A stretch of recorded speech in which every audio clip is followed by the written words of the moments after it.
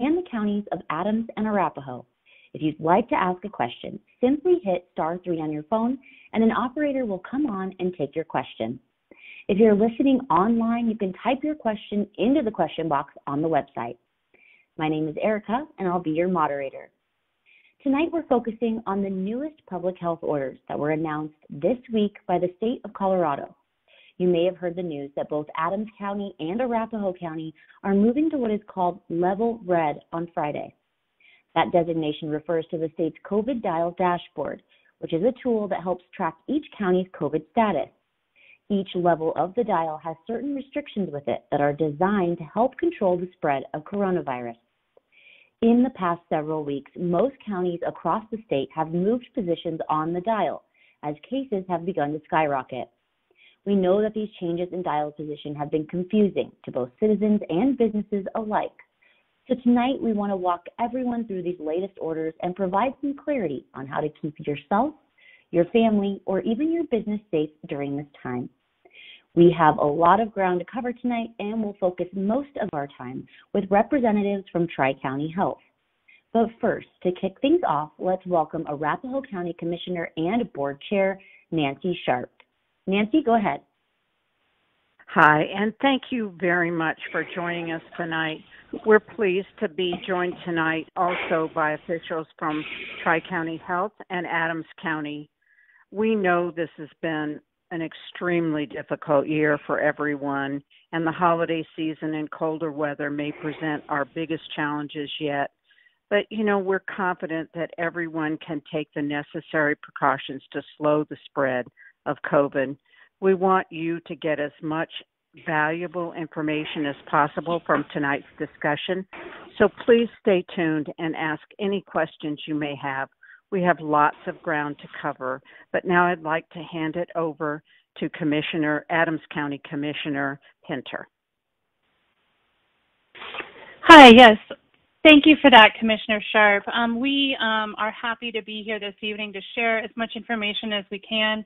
As was mentioned, we are really going to defer to our public health experts who are on the line with us from Tri-County Health Department. You might have been reading the news that here in Adams County, 1 out of every 56 people is estimated to be infected with COVID. In Denver County, that's 1 out of 64. In Arapahoe County, that's 1 out of 83 people per the CDPHE numbers from just 2 days ago. We are really trying to pull all of our resources together to make sure that you have everything you need to stay safe, to celebrate the holidays in a safe way, and as much as possible to keep our freedom of movement and our businesses open while we need to take a pause here to regroup and reset so that our COVID numbers have a chance to come down. I will turn this over to our moderator to get the discussion started.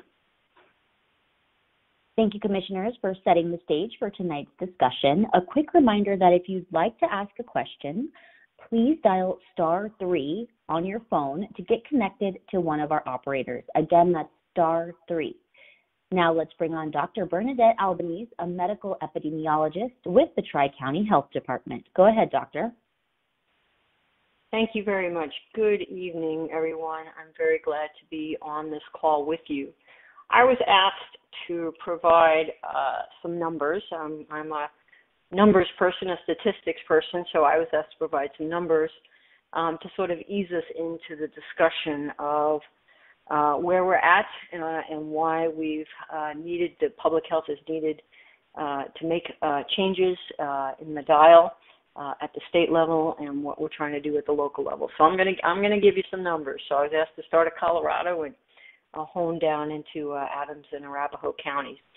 So to date, kind of a little bit sobering, but to date in the state there's been almost 183,000 cases of COVID since things began what feels like so long ago back in the spring. Overall, we've had almost 12,000 people hospitalized with around this condition, and almost 2,400 deaths due to COVID-19.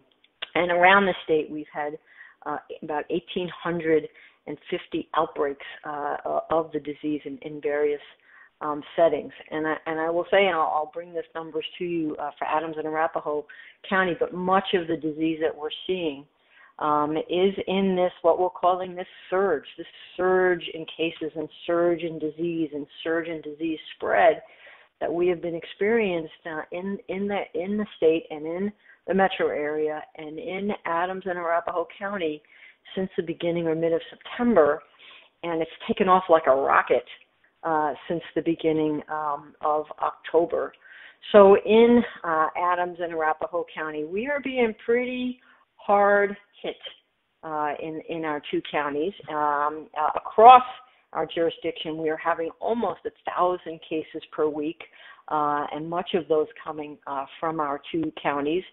The percentage of people who are tested for COVID nowadays is high, about 12% in Arapahoe County, 16% in Adams County. That's a high number if you're going in to get a test, and the percentage of people that are going to be positive. So in these two counties, about 30% of the cases, COVID cases that have occurred in the past couple of weeks, make up 30% of all the cases we've seen since the beginning of the pandemic. So it just tells you we in our jurisdiction and in Adams and Arapahoe County, the number of cases have been on a rocket upward pace. Since the beginning of October. We had that post-Labor Day that we sort of expected was going to happen, and then it has really taken off in both of those counties since the beginning of October. So in the past 2 weeks, in the first 2 weeks of November, we've had almost 6,600 cases in Adams County and 5,700 cases in Arapahoe County. Very, very high. So we're seeing a bunch of outbreaks too in our long-term care facilities. So this is our nursing homes and our assisted living facilities. We've got right now 22 outbreaks going on in those. We're having a lot of outbreaks in schools, 56 since school started. We've had just 21 just in the past week. And right now we have 88 active outbreaks in community settings, because those could be, businesses and other types of settings. So one may wonder, who are all these cases? Where are all these cases coming from? Who are these cases? Well, I'll tell you, 46% of them are young people. The young people age 18 to 44 years of age. 46% of our cases are 18 to 44 years of age, and about 31% of our cases, so just under a third, or 45 to 64. And one of the things that I know I get asked about and I hear is that, we only see COVID in people with chronic conditions or people who are older. That's not true. Almost half of our cases are in young and middle age adults. And it's not just people with chronic conditions who are getting COVID. Only 1 out of 9 people with COVID in our counties have a chronic health condition, which means about 90% of them don't. 90% of folks don't have chronic health condition that are getting COVID. And among people who are hospitalized with COVID in our counties, only about a third, so only about 1 out of 3 have an underlying health condition. That means about 2/3 don't. 2/3 of people getting hospitalized don't have an underlying condition. They're just sick enough from COVID. The COVID has made them sick enough to need to be hospitalized to get care. So I just want to take home, again, because we hear this feedback, I want to message home that healthy people are getting infected with COVID, and healthy people are getting hospitalized with COVID. That is the majority. Now, we worry a lot about what happens to people who have chronic conditions with COVID, and we want people with chronic conditions from COVID to be extremely careful. But the COVID disease is being spread around and being started up by people who may feel like they don't have to worry about it. But you do. You do. When you have COVID, it gets spread to someone else, and it gets spread to other healthy people, and it gets spread to people who are at risk to really suffering from COVID, from underlying conditions. So I just want to make a comment then about hospitalizations. Right now, in our counties, there are all over 500 people hospitalized with COVID. That's been on a again, an incline heading up particularly since early October. About 5 out of the 8 hospitals in Adams and Arapahoe County are experiencing some kind of shortage because of the number of people that they have to care for related to COVID. About 25% of the hospitals in Adams and Arapahoe County are worried about having ICU shortages, ICU bed shortages, not having enough beds to be able to take care of all the patients that they need, not just with COVID, but with other serious diseases. And about 12% of our Adams County and Arapahoe County hospitals are experiencing a concern and experiencing shortages in medical beds. And about 50%, this is probably maybe one of the most worrying statistics about hospitalizations, about 50% of the hospitals in Adams and Arapahoe County are expecting staffing shortages in the coming week. So I am giving you not the best news, disappointing news, scary news about what's going on with COVID. And we want you to be aware, because we want you to be hearing this directly from reliable sources from your health department, to be aware of how serious this situation has become, particularly since September, particularly since October. And it's accelerating upward, as the county commissioners have mentioned. But there is something you can do. There is something every single person on this call that has the power to do to try to turn this around and make this for the better. Every single person on this call can do something positive to make this better. And you ask, well, what can that be? What can that be? And we're going to talk about this throughout the call tonight, I think. But first and foremost is wear a mask. Wear a mask. The best news that we got out of the CDC over the past couple of weeks was some formal scientific data that they have been accumulating and learning, not only in their own laboratories, but from around the country and around the world, that wearing a mask does 2 fantastic things. I think we had gotten used to hearing that wearing a mask protects someone who's infected from giving the virus to someone else. Okay. But the good news that we found out, the very good news that we found out, is that wearing a mask can actually protect you from getting exposed from someone who has the disease. It goes both ways now, wearing a mask. Wear a mask. It works. It really, really works. The second thing that we all have the power to do to make some things better is only commingle with people in your family who live in your household or your apartment. Okay? Stay close with your family in your household and in your apartment, and limit your interactions there. Also, show off how good you can be about wearing a mask and distancing from others. Show off how good you can be. Tell your friends and your neighbors and your relatives to do the same. Expect them to do the same. Expect them to wear a mask.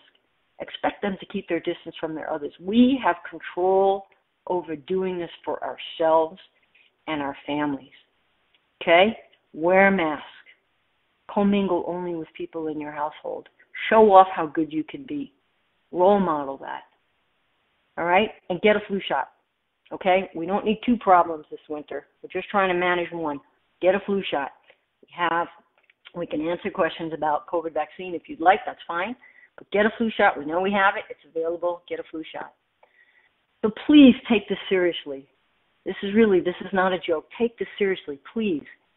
We have gotten ourselves into these difficulties that we are experiencing, particularly this fall, and we have to be the ones to get us out of it, and we can do it. We can get ourselves out of this situation by following the advice that we've been sharing and we're going to talk about tonight. So thank you so much for listening. I do appreciate it. Great. Thank you so much, Dr. Albanese. And we are queuing up some questions now. And if you have one that you would like to ask, please press *3 on your phone. Again, that's *3. Now we'd like to get into the heart of the new public health orders for Adams and Arapahoe County that go into effect tomorrow evening. To walk us through the specifics is Jennifer Ludwig, Deputy Director at the Tri-County Health Department, and Melissa Sager, the Policy and Intergovernmental Manager for Tri-County. Welcome. Go ahead.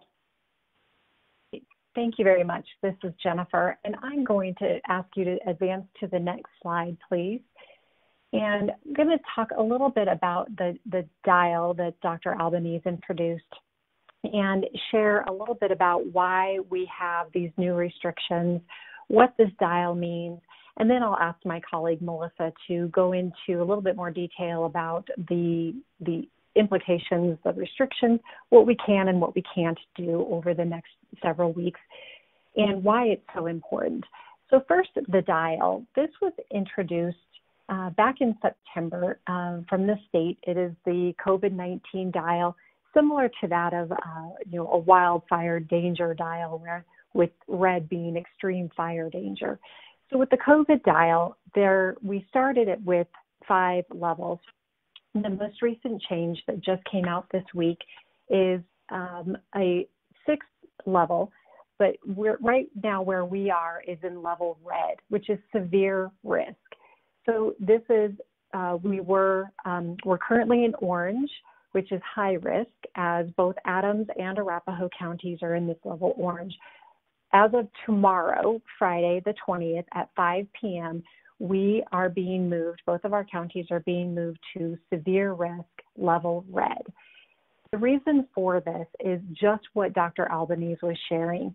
The case numbers have skyrocketed across our state and most definitely in our counties. And we're very concerned, and especially coming up on the holidays. And what we know about the spread of COVID-19 is it's happening predominantly in small private gatherings, large private gatherings, at restaurants where people are dining, they're not wearing their masks, they're comfortable with one another, and they're in groups outside of their own household. And so in order to really try to get control of this and reduce the spread, we really need to take some more restrictive measures. And so following the state health department's order and the dial, our counties are going to be moving into this level red. And we understand that this is really difficult. It's hard. It's hard if you're a business owner and you're trying to understand and make sense of this, especially right at the holidays. And it's hard for us as individuals. We want to be with our families and our extended families at the Thanksgiving holiday coming into the winter holidays. But we really do ask, as Dr. Albanese was stressing, that we all do our part. And if we do our part, we really hope to see that we can start to reduce the spread and bring down transmission, and we can enter into next year in a better state. Some of the changes Melissa will go into, but it really is critical to understand the need for this dial in working with the state health department, working with the governor, is really trying to balance the need to reduce transmission, which means reducing our exposure, the number of people we're exposed to, the number of people that we're interacting with, as well as balancing the need to keep our economy thriving. And it's very difficult to do both. But this level red keeps us from going into an entire, a complete shutdown, which, what back in the spring was called stay at home. That is the new level purple in the dial, which is extreme risk. So this level red, if we can achieve what we need to in level red, that will keep us from a complete shutdown. So we hope to be able to balance the disease transmission and our economy.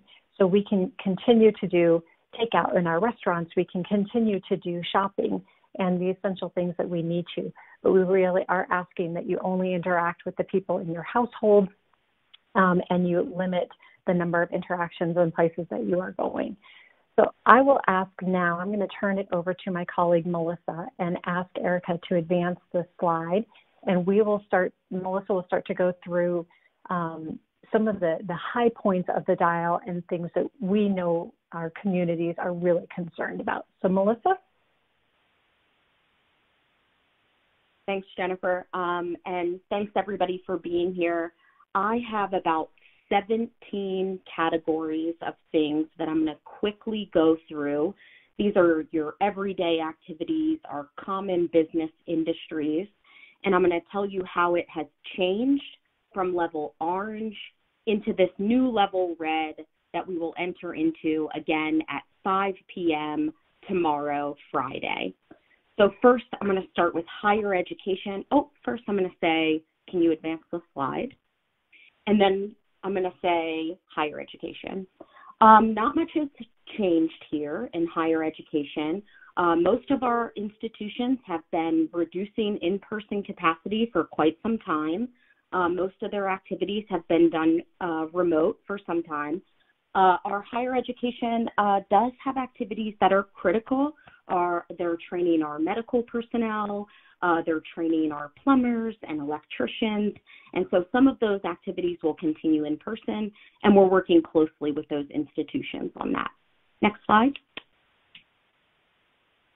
Elementary and high school education. Again, not much has changed here. What we ask our schools to be doing is to be making decisions on in-person, hybrid, or remote education based on what's best for their community and what their capacity is. So they have a lot of things to manage, from substitute teachers and kiddos being out and teachers being out and how long they can be out and when they can come back, and notifications to folks when a student or teacher becomes ill and has to go out. And so they have a lot to manage, and it looks different for all of our schools. And we're, again, working closely with them as they make those decisions. Next slide. Personal gatherings. This was 10 under level orange. You were allowed to gather with 2 households. Now that's going to be 0. Personal gatherings are these informal gatherings, like Jennifer was talking about. You're gathered in your home, you're having a game night.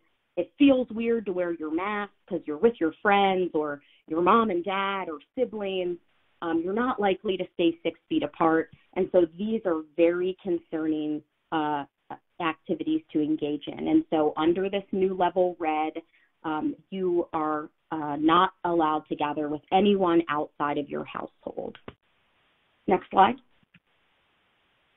Childcare, this is going to stay the same. This is a critical service. So if you're a parent with kiddos in childcare, you don't have to worry about that becoming unavailable. That will stay critical. Even under level purple, that's that new stay-at-home level, childcare will stay essential and will be available. Next slide. Places of worship, this stayed the same. So under level orange, it was 25% capacity up to 50 people, whichever is less. So those smaller places of worship are going to have fewer people, and outdoors 6-foot distancing. This stays the same under level red, and so not much is going to change as far as capacity. We do ask our places of worship and folks going to your place of worship, make sure you're wearing your mask, be extra vigilant. If you can participate remotely, please do. We know a lot of our faith leaders have been putting together virtual services. And so if that's an option for you, we're asking you to make that choice now. Next slide. Life rites.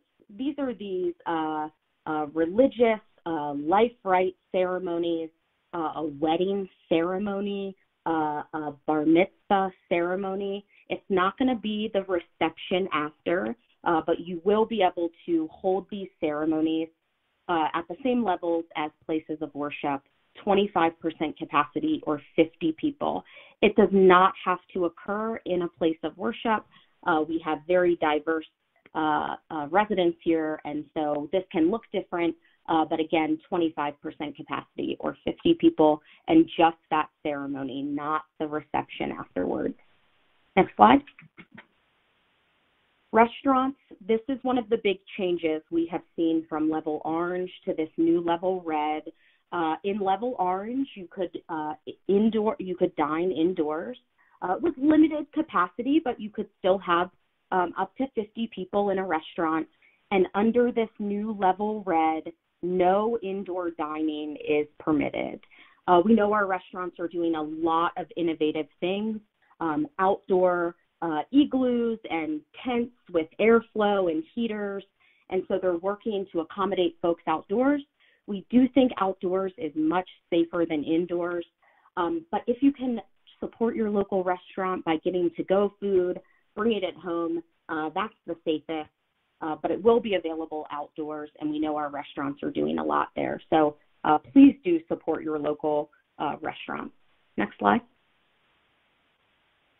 Last call, when you go to the restaurant and you're eating outdoors, if you're ordering alcohol, last call is going to be 8 p.m. You're not going to have to stop eating at 8 p.m. Your restaurant will be able to stay open, but they're not going to be able to serve alcohol past 8 p.m. Next slide. Manufacturing, this stayed the same 25% capacity or 50 people, whichever is less, so not much change here in manufacturing. Next slide.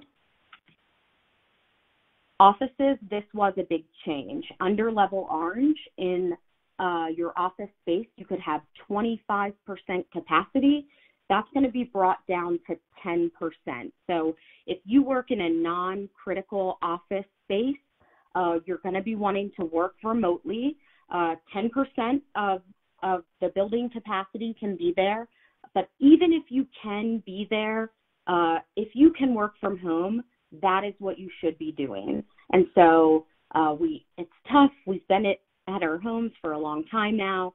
Going into the office is nice. If you can work from home, you should be doing that now. No more than 10% capacity.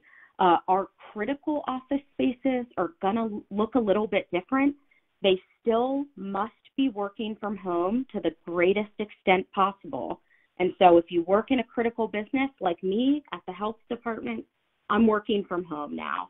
And we're asking any of our staff who can work from home to do the same. And so even in a critical business, if you can work from home, we're asking you to do that now. Next slide. Bars. Bars have been closed. These are your bar-only establishments. They only serve alcohol. Some of our bars have been partnering with our local restaurants to serve food. If they are doing that, they can be open.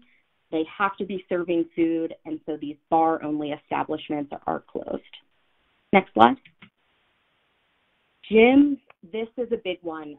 We know that lots of folks care about the gym. It is one of the spaces that we saw a significant decrease. So in level orange, your gym could have had 25% capacity, up to 25 people. That's been brought down significantly, just like our office spaces.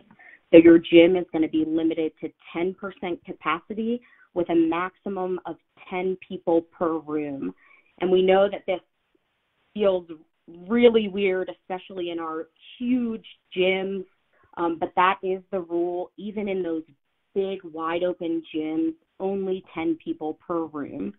Outdoors, you can do fitness activities in groups of 10 people or fewer, but we really ask you to only be engaging in activities with your household. So the more you can just stay with your household, the better. Next slide. Group sports and camps.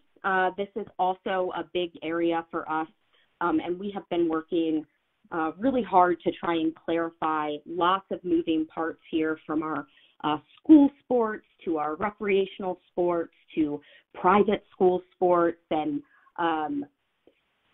all kinds of sporting activities. So what's here is no group sports indoors. So this activity is going to be prohibited under the new level red. Under level orange, you could have had up to 25 people. And so this is a significant drop for a lot of folks, and it caught a lot of people off guard. So just under level orange, you could have, just under level yellow, you could have 25 people on a field. And when we moved to level orange, it went down to only 10. And then it's none indoors. And so people were able to have full-scale games, and now they can't. If you have questions about this, please reach out. We know that our kiddos are still engaging outdoors and with 6-foot distancing, and that's okay. But if you have questions, reach out about that. Next slide. Retail was another big change. This was an odd one for folks. So what you saw here is the capacity actually going up.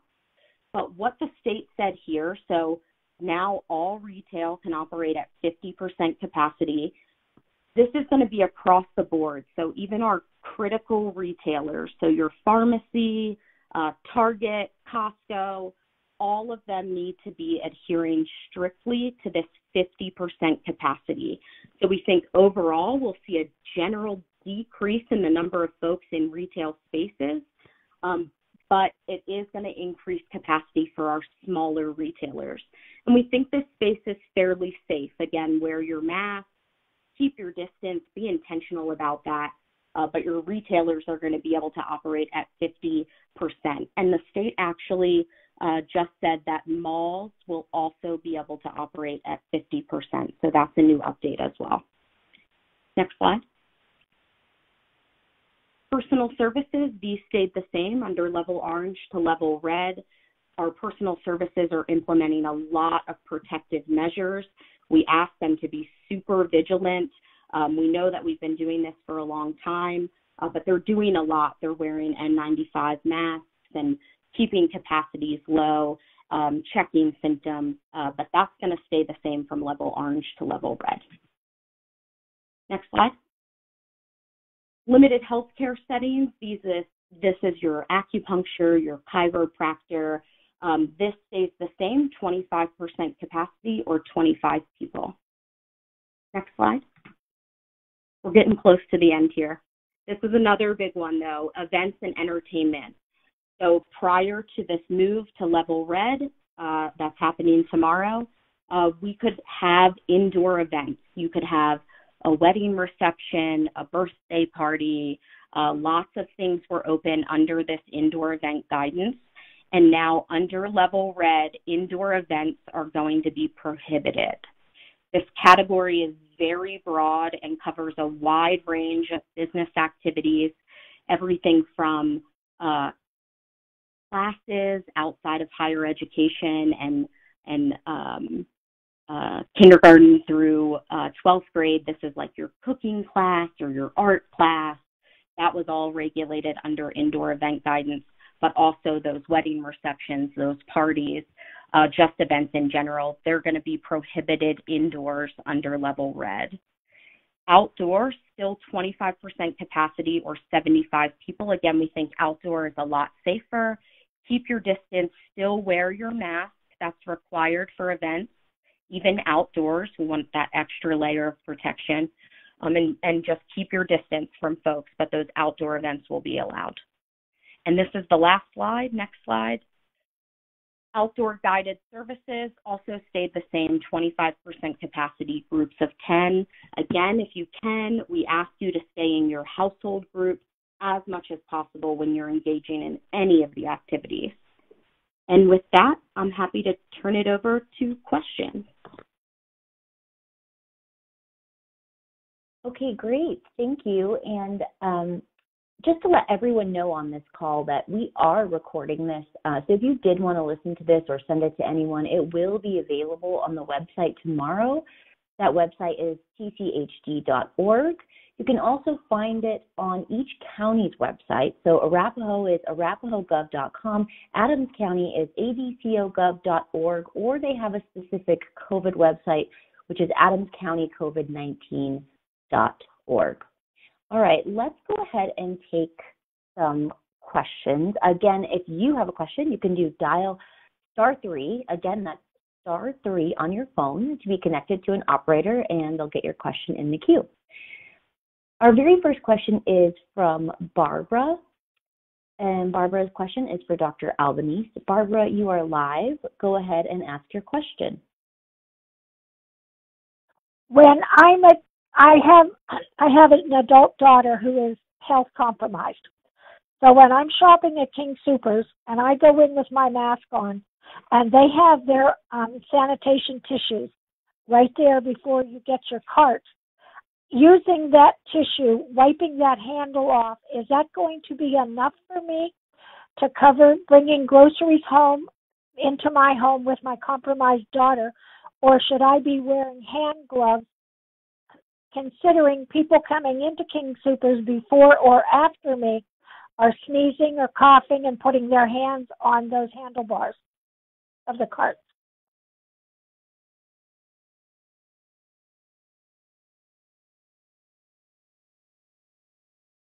Dr. Albanese, are you there? I am. Hello. I am there. Hello? Okay, we can hear you. Go ahead. Okay, yeah. Thanks for the question, Barbara. So it is possible that the COVID virus can be on surfaces. We don't have enough data about how long it lasts on the surfaces, but the key here, so I would encourage you to wipe down, particularly the handle of the cart with those sanitizing wipes when you come into the store. And very importantly, as you're touching things through the store, which of course you have to do, don't touch your nose and mouth. Don't touch your face. Just kind of do your business with shopping, and don't touch your face. Don't touch your phone, okay? Because you don't want to contaminate your phone. And then do your business in the store. So what I do is when I go in, I wipe down the cart.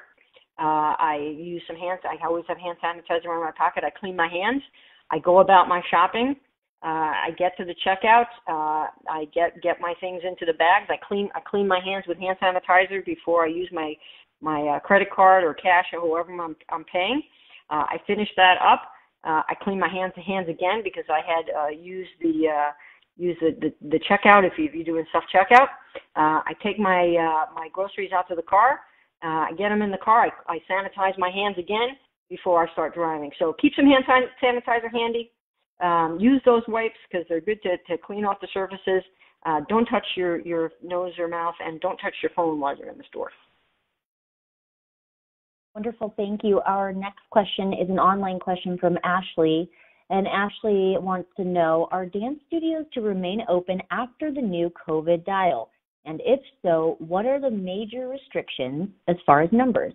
If the kids aren't going to school, is it okay for them to dance together in an outdoor space? And this will go to Melissa Sager. Melissa, go ahead. Yeah, happy to take that question. So your dance studio is going to be considered a gym, and so that's going to be limited to that 10% capacity or 10 people. So it's very restrictive. If you have a smaller studio, it's going to be tough to even get 10 folks in there. With that, you can engage in that activity just like you would exercise. You need to be 6 feet apart from anyone else. So really individual exercise, just like you would in a traditional gym. For the kiddos, in a group like that outdoors, that's going to be 10 as well. You're going to have more space to spread out, and so you'll be able to get all 10 folks, all 10 kids out there in that small group of 10 still. We encourage you to wear a mask, even outdoors, just, again, to add that extra layer of protection. But you can do both of those things. It's just going to look a lot smaller. Great. Thank you, Melissa. And we have another live caller, Peggy in Federal Heights. Peggy, you are live, and you can ask your question. This will go again to Melissa Sager. Go ahead, Peggy. Hi, thank you. This is kind of a two-part question. First, I wanted to find out if this level red is going to be in conjunction with the current curfew that we have that was implemented on November 7th for 30 days. In addition to that, since alcohol sales were not permitted after 10 p.m., will that also be enforced at this point, or are liquor stores allowed to go ahead and resume regular business hours as I work for one? Thanks for the question, and we appreciate you participating on this call today. So the curfew in Adams County is still in effect. That was put into place under a local public health order by Tri-County Health Department, and it will stay in effect in Adams County unless amended or rescinded. The current expiration date for that order is that first week in December. We think that the curfew adds another layer to reduce COVID-19 cases in Adams County, and so we're going to keep that in place as an additional layer. And then your second question about liquor stores, the new last call for alcohol in general with the state is 8 p.m. So if you're at a restaurant, you're not going to be able to order alcohol after 8. For our liquor stores, again, that local public health order is still going to stay in place. And so liquor stores in Adams County are going to have to stop selling at 10 p.m. still. Again, that order going until December unless it's amended. We can provide more information if you reach out. TCHD.org has a lot of information on these public health orders. Wonderful, thank you. Next, let's go to an online question. We have Heather, and this will be for Jennifer Ludwig. And Heather would like to know, how do the new restrictions affect families who are relying on extended family for childcare? Go ahead, Jennifer. Thank you. Thank you for that question. It really is an important one, especially when that childcare is helping parents go to work, those who aren't able to telework or are teleworking and still need somebody to watch the kids. And what we would ask, so while the order says no personal gatherings outside of your household, your immediate household, we do understand that families are working and coordinating with other families to help with the child care. And what we would ask, if you have extended family or you have one neighbor that you are working together and swapping childcare and rides, that is who you stick with. That becomes your circle or your bubble, as it's been called, and that you both agree that you are only going to interact with those two households or those individuals. And that keeps, you know where they've been, they know where you've been, you've not been interacting with others, and you're keeping that bubble very small, and you still have that support system that you need in order for you to be able to go to work, for you to be able to help your kids, but you're still limiting those interactions and restricting those interactions. So keep your bubble small, and if you do have others that you are relying on, ensure that you have come to agreement that is where that will be your only interaction. And thank you. Great. Next, let's go to another live caller. We have Frank in Aurora, and this is for Dr. Albanese. Frank, you're live. Go ahead and ask your question. Thanks for taking my call. So as far as masks go, I've been wearing a mask for months. Everybody I see has been wearing a mask for months. I think the governor frequently says, just wear the damn mask. Yet we see all these cases surging. And so I really have a question. It's almost like it's, heresy to say, do masks really work? But we've seen like a Danish study that just came out that says they don't. And you're almost looking right in front of your face. The evidence seems to be why, if everybody in Colorado has been wearing masks for months, which pretty much they have, and they're so great, why are we seeing this surge in cases? Hi, Frank. Thanks for that question. Can you guys hear me okay? Yeah, so Frank, we are on the same page that masks are important, and they do work. Cloth masks work. The recommendation is to try to get a 3-ply cloth mask, and then the paper face mask works. So a lot of people are wearing masks, and I commend everyone who has been doing that consistently because it's extremely important. Again, a two-way street now in terms of not only if you're infected, stopping you, preventing you, or slowing you down from getting other people infected, but also if you wear a mask, that it's going to give you a moderate amount of protection from breathing that virus in. So a lot of people are wearing masks, but not enough people are wearing masks. It isn't 100%. And it isn't 100% about the compliance with mask use and pulling down below your nose and pulling down below your chin.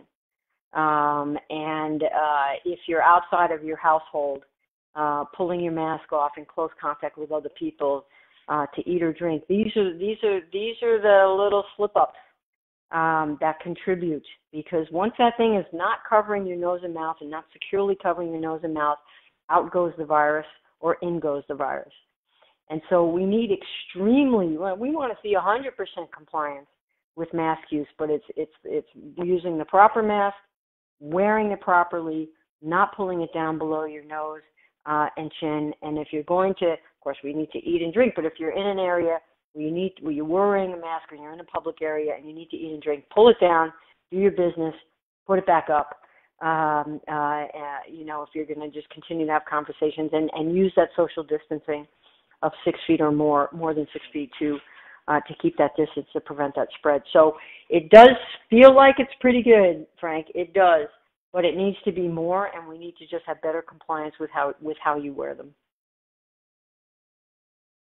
All right, thank you. Next, we have an online question from Larry, and this is for Melissa Sager. And Larry would like to know, if we hear about new cases at our job or at a store that we frequently go, what should we expect from those places in terms of closing or warning us about the outbreaks? Melissa, go ahead. That's a great question. So we work closely with our businesses when they experience an outbreak, and so it doesn't look the same in every case. It depends on the business, and they'll do increased cleaning. They communicate with their employees and guests. They increase their signage and messaging. They reevaluate their plans that they have in place to prevent the spread of COVID-19. So if they experience an outbreak where they have more than one case in a 2-week period, we'll work with them on all of those things that I just mentioned. You're not necessarily going to get a notification that they had an outbreak. The business isn't necessarily going to close. So lots of times we can do increased cleaning overnight, make sure that communications are in place. They may close for a day, again, to do those same things if they need a bit more time. So it looks different. We have a lot of guidance both on the state health department's website and Tri-Counties about what this looks like. So I encourage you to take a look and see what our businesses are working with when they make these decisions. Next, we have James Smith. James Smith is in Aurora. You are live. You can go ahead and ask your question. This is for Jennifer Ludwig. Okay, I have actually 2 questions. First one is, it's unclear really what time we have to stop people from coming into our bar and restaurant tomorrow. We've been told 6 in the morning. We've been told 5 in the afternoon. I need to know exactly what time we have to shut down that people can sit at our bar or in our dining area inside. And the second question I have is, we do fortunately have a nice patio. And when people want to go to the bathroom, of course they have to wear the mask and everything, but are they allowed to come back in even though, it's the inside of the building? Thank you for that question. And there has absolutely been a lot of confusion about the time of this, so I'm sure there are a lot of people who are glad that you asked that. The actual time that when it goes into effect for both Adams and Arapahoe counties tomorrow is 5 p.m., and that is the time in which we are moved on the dial. So you would need to determine what time prior to 5 p.m. that you would need to stop serving inside or stop seating people inside the restaurant. Great that you have an outdoor patio, and so you can, people who are coming in after 5 o'clock or kind of up to 5 o'clock, seat them outside, and then you can get your people from inside out. And as far as using the restroom inside, absolutely. For your diners who are on your patio, as long as they put their mask on when they leave their table, they walk through the restaurant, use the restroom with their mask on. They return to their table with their mask on. As soon as they're seated, they can remove the mask. So we would not want to keep anybody from using the restroom. So that is just fine to go through the building to use the restroom as long as they're wearing their mask. And then you just need to determine what time you would stop seating indoors tomorrow to meet that 5 o'clock deadline. All right, great. Our next question is for Melissa Sager, and this is Joel in Aurora. Joel, you're live. Go ahead and ask your question. Joel, can you hear us? Oh, yes. Oh, I can, yes. I work in a doctor's office. It red, we can still see patients. If it goes to purple, can we still see patients? We do primary care, actually pain control, and things of that nature.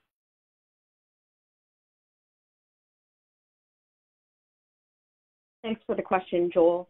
So the State Health Department just put out a new public health order, and it describes all the levels at which a facility can operate under. And it is based on availability of supplies, the type of procedure, et cetera. And so there are a lot of specifics in here as far as what things will look like under level purple. And so I encourage you to take a look at that. And if you have specific questions, if you can reach out to our Business Reopening Task Force at COVID Business Recovery at tchd.org. We can chat through the specifics of your situation and connect you with these documents that have all the specific information. Wonderful. And this next question is also for you, Melissa. This is Pam in Bennett. Pam, you're live. You can go ahead and ask your question. Yes, I'd like to know how this affects bowling alleys. Most of the bowling alleys, the 40 lane bowling alleys have, an occupancy rate of about 370 people. How does this affect them? Thanks, Pam, for the question. Bowling alleys are defined in the public health order as a gym. A gym encompasses a wide range of things, including a wide range of sporting athletic facilities, and bowling alleys fall under that. Unfortunately, that capacity does go down significantly under this new level red. It will be 10% or 10 people, and so we do understand that is not viable for many of these businesses, including some of our very large gyms. Happy to chat through those specifics with you. I mentioned our Business Reopening Task Force, COVID Business Recovery at tchd.org. We have staff ready Monday through Friday, and we actually have a webinar tomorrow as well, where we'll take live questions from all of our businesses. If you check out tchd.org and navigate to our business page, you'll see the webinar information there. The county has also posted it, so take a look around and see. We'd love to have you join and answer any additional questions you have. Wonderful. Another question for you, Melissa. This is from Tammy. Tammy, you are live. Go ahead and ask your question. Hi. Thanks for taking my call. Just quick, what about hair salons? Do they have to lower their capacity? So not under this new level. Personal services, which is your haircut, will stay the same, 25% capacity or 25 people. Again, these facilities have implemented quite a few mitigation measures, including wearing N95 masks.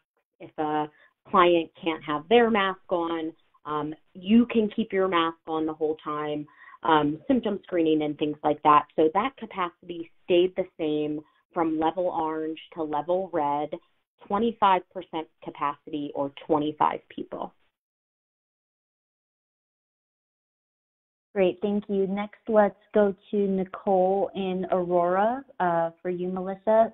Nicole, you're live. Nicole, can you hear us? Yeah, sorry, I was muted. No worries. I have two questions. My business is considered a critical business. Is there a point at which, though, we have to worry still about critical businesses shutting down completely?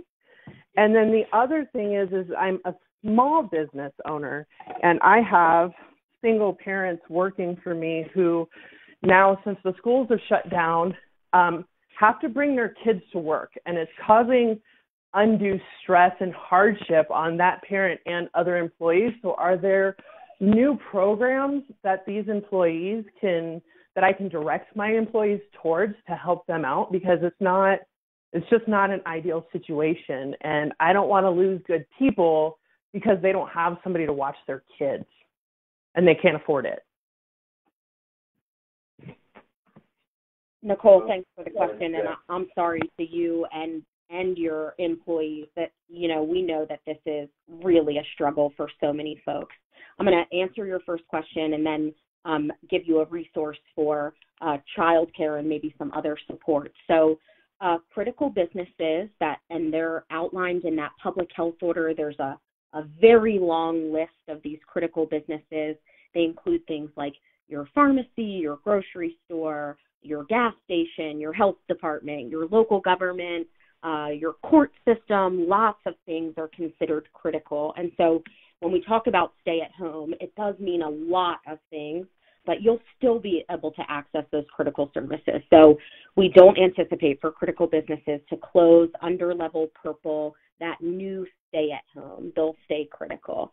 As for supports in the community, there is so much need, whether it's childcare or access to groceries if you need to quarantine or pay time off for COVID or for childcare reasons or school closures. We have a group within our agency that is connecting folks to resources. It's our community services branch. If you reach out to Tri-County, I'm going to give you the phone number. It's 303-220-9200. We have a call center, and if you ask for community services, community support, they'll connect you to the right group, and we'd be happy to chat through what you might be able to find locally within your city or county or even at the state. So please do reach out. And Commissioner Pinter, would you like to also weigh in on that? Yeah, absolutely. I was just about to say something. Thank you so much for that, Melissa. Please do call in. We also have an Early Childhood Partnership of Adams County. Their number is 303-428-2929, and they speak English and Spanish and can help you find childcare. One of the legislative changes we were able to make this year in cooperation with our state and the federal government was expanding the access to daycare scholarships and also expanding the access to daycare scholarships during the day. Under a normal circumstance, if you had a 10-year-old, that 10-year-old would be expected to be in school, but of course, given the current circumstances, they're not. And that's a program called CCAP. Our Early Childhood Partnership of Adams County can help you sign up or call the health department and their community resources center. Will be able to set you up with the information on how to help your employees sign up for additional child care scholarships or find child care spots that are available. There's a lot of changes that have been made this year to make sure that child care is available during the day for essential workers like the people who work with you.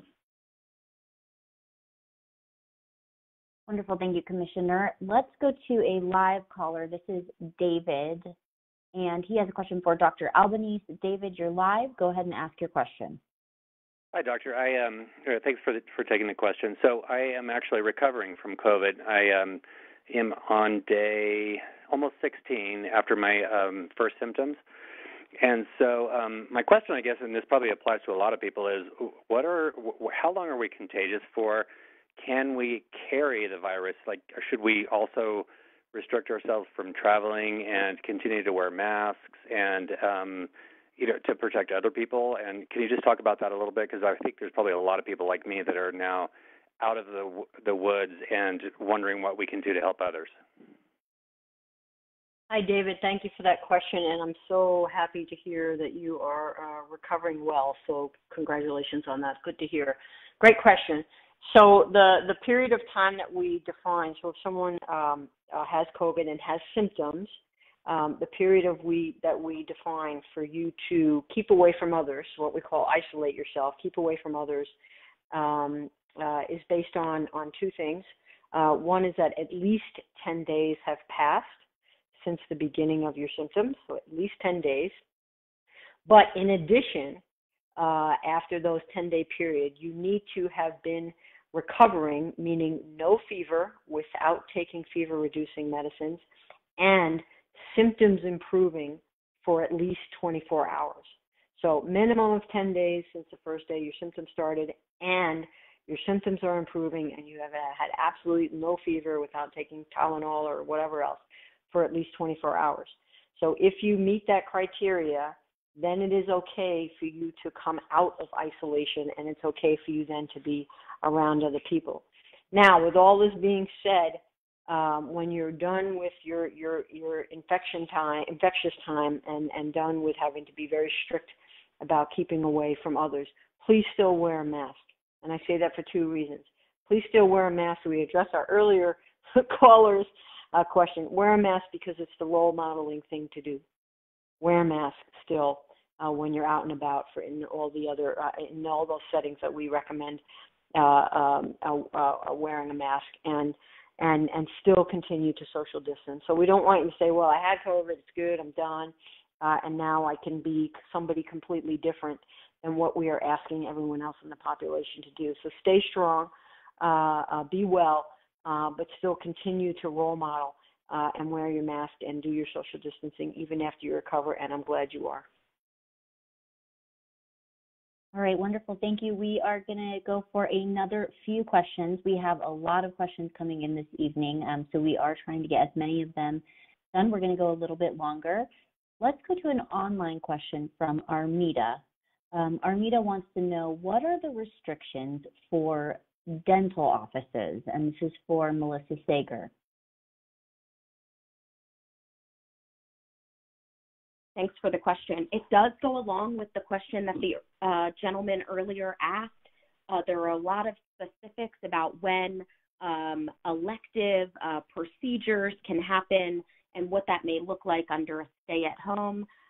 If you reach out to our Business Reopening Task Force, I'd be happy to connect you with the public health orders and guidance documents for those facilities. And we can be reached at covidbusinessrecovery@tchd.org. Wonderful. Now let's go to a live caller. We have Bob in Inglewood. Bob, you're live. You can go ahead and ask Melissa your question. Yeah, well, thank you, and thanks for such a very informative call tonight. I did hear your guidance on restaurants, where you differentiated between dining indoors and dining outdoors. Do you have a similar thought when it comes to guidance on personal gatherings? I certainly hear you when you want to keep indoor personal gatherings to just the household. How do you feel about small outdoor gatherings? Thanks for the question, Bob. So those indoor gatherings are actually going to be prohibited under this new level red. And so if you do gather with folks outside of your household, we do ask you to do that outdoors. And you still can. There's guidance on how to hold an event outdoors. And we encourage you to have, in order to host folks, you need to have signage and hand sanitizer and lots of provisions under that outdoor event guidance. But if you're in this small personal space where you're not taking all of those extra precautions that are required for an event, then we're going to ask you not to engage in that activity even outdoors. So it's a little tricky. You can do it with a lot of extra precautions in place. But if it's just those smaller gatherings, we think that's too risky right now, even outdoors, because it's just tough to keep that social distance, keep your mask on. So we're going to ask you not to do that under level red. Great. Next, we have an online question from Brad for Jennifer Ludwig. And Brad would like to know, can more than one household meet together for Thanksgiving? Go ahead, Jennifer. Thank you for that question. And with the holiday coming up next week and these restrictions going into place or going into effect tomorrow, it's really difficult. But the order does say no gatherings of any size and to really only stay within your household unit. And just earlier I was talking about the need for families and parents to share in the responsibility of childcare and helping out and having a tight bubble. I think the intent is no, you should not be bringing households together for the Thanksgiving meal. I think it is difficult, but we are asking that people really, for this year, and hopefully it is this year only, that you stay within your household unit for the holiday. And part of that is, if you're bringing and spending the entire day together and you're eating and sharing in that, the opportunity of bringing in or exposing others to the virus is much higher. And that is the intent of no personal gatherings. And while it's very difficult, the order does say, and we are asking that people really limit the number of people that they're interacting with and engaging with. So it is unfortunate, but it would be, the answer is no. All right, thank you. Our next question is from Janice, from Melissa Sager, and Janice would like to know, can breweries doing takeout service sell alcohol in closed containers past 8 o'clock p.m.? Yes, they can. It's so tricky. There's so many levels to this. So if you go to your restaurant and you order alcohol to sit there and drink, you're only going to be able to do that until 8 p.m. These establishments that can also sell to-go alcohol, so they have the license that allows them to do that, like a brewery, they can continue selling alcohol to go until 10 p.m. So still limited. There's still a last call there, but until 10 p.m. under level red, you can sell that to go. Wonderful, thank you. Our next question is for Dr. Albanese. We have a live caller. This is Mary. Mary, you're live. Go ahead and ask your question. Hi, this is Mary Kay. My question is exposure and testing.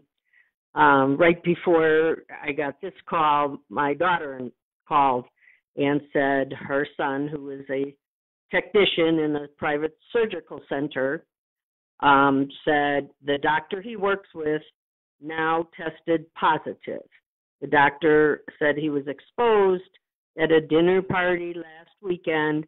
Monday, he tested negative, so had everybody come and work. Monday afternoon, Tuesday, Wednesday, and today, and now the doctor tests positive. So how soon after exposure do you test positive? If it's right after exposure, you don't test positive. And now my daughter, she's like, her husband wants to sleep out in the camper. And I said, well, honey, you've been with him the last 3 days. So if he's been exposed, you've been exposed, and they're 17-month-old. She goes to daycare. They're really questioning, her husband's going to get tested tomorrow. But so how soon after exposure do you get a positive test? And now what should they do? Should they stay?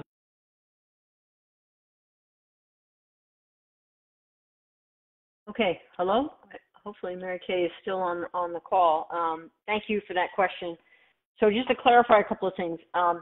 So you can get exposed with COVID, and some people are actually going to end up getting infected with COVID, and some people are not. So we have two different scenarios. If you are exposed and you get infected and you develop symptoms, you should get tested at around the time that your symptoms start. A false negative test means that you got tested for COVID, your test was negative, and then another test later on turned positive. And there's several reasons. So that's called a false negative. The first test called a false negative testing.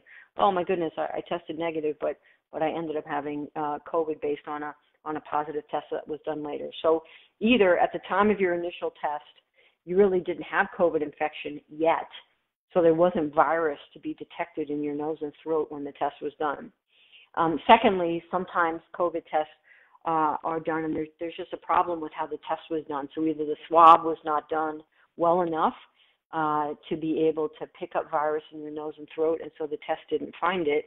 Or thirdly, there's so many COVID tests out there, and the COVID tests have their own. Each COVID test from each manufacturer has its own kind of characteristics to how well it can detect the virus from a swab from your nose and throat. And some tests, the PCR tests, are better at detecting the virus than what we call the rapid tests that are what we call rapid antigen tests that are sometimes done right in a provider's office. So it can get a little bit complex. But the bottom line is if you've been exposed and you develop symptoms, get a test. If that test is negative, talk to your provider about the possibility of whether you need to get tested again. And if you're sick, quite frankly, stay home. Just don't go to work if you're sick, regardless of whether COVID's the cause of your illness or not.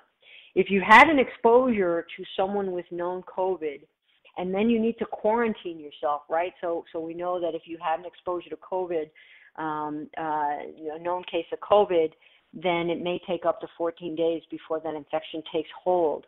And so we want you to stay home for that period of time and monitor yourself to see if symptoms develop. But you also have the option to get tested during quarantine to see if an infection occurred and you actually don't have symptoms. We know that maybe about 1 in 5 people who have been infected with COVID actually never develop symptoms, so sometimes you just won't know. And so if you are in quarantine because you've had a known exposure to someone with COVID, so you had a close contact exposure with someone with COVID, get tested while you're in quarantine. And we do recommend that testing is done at about 7 days. So if you're in quarantine and you haven't developed symptoms, get a test at 7 days just to see in case the infection took hold and you didn't develop any symptoms and you wouldn't have known. So if you go to our website, Mary Kay, we have some more information. I know I covered a lot, but we have some more information for you about testing during quarantine as well. Thank you. All right, we have time for one more question this evening, a live question from Michael, and this is for Melissa Sager. Michael, you're live. Go ahead and ask your question. Yes, ma'am. This is on socializing and dating. When would it be safe or appropriate to start socializing or dating with others, inviting them into your home or going to their home or any kind of normal activity? Do you recommend the numbers going to zero? Do you recommend vaccines? What do you recommend? Thanks, Michael, for that question. So under level red, that activity is going to be prohibited because we really only want you engaging with folks within your household or your very small bubble of folks. If you had a significant other and you visited each other as a shared household, but dating other folks, being out and about, socializing, like you said, you want to limit that under this level red. And you just want to be more cautious as we see cases go down. You want to pay attention to those levels within the COVID-19 dial, and that's a personal gathering. And so when those are allowed, you can do that activity. We still ask you to keep it small until less restrictive levels, but you can engage in that, not under level red. Wonderful, thank you. Okay, we have covered a lot of ground tonight, and our time is up. But first, I'd like to turn things over to commissioners for some closing remarks. So let's start with Arapahoe County Commissioner Nancy Sharp. Go ahead, Nancy. Thank you, and thank you all again for joining us tonight with our very special guests and providing such valuable information and advice. They are extremely knowledgeable, and I think I continue to be impressed by the great work that they do. We hope we've been able to clarify some or many of the questions and concerns you have. We just urge everyone to review and follow the new guidelines closely. And although we know this holiday season will be a very different one, following these guidelines can help you and others to have a safe and happy holiday season. And I'll turn it over now to Commissioner Penter. Thank you for that, Commissioner Sharp. Yes, I echo those sentiments, and thank you to the experts at Tri-County Health Department for being so knowledgeable on such a variety of topics. There's a lot of information on our website in Adams County. Our Adams County COVID-19 website is adamscountycovid19.org. There's information there, everything from where to find food banks, rental assistance, childcare assistance, unemployment, business support, all the things. And if you go to Tri-County Health's website, which is tchd.org, they have great resources on a lot of these questions. We know that there's a lot of information that's coming out all the time. Thank you to all of our residents for being so diligent and so thoughtful and staying on the call with us this whole time. I know you've heard several times from our staff here at Tri-County Health Department that right now you need to socialize only with those in your household. That's going to make this holiday season look very different. But if we can all stay within these restrictions and bring that community spread down, hopefully we'll only have to stay in this level for 3 to 4 weeks. And if our case counts come down and the pressure on our hospital system comes down, we'll be able to get back out there to freedom of movement by the end of December. So thank you all. Wonderful call. Thank you, everyone. Is there anything else we need to add? I'll turn it back over to our moderators to wrap up. Yes, everyone have a wonderful evening. Thank you for joining us. Just a reminder, we will post a copy of this recording to our website in the next 24 hours. Have a great night.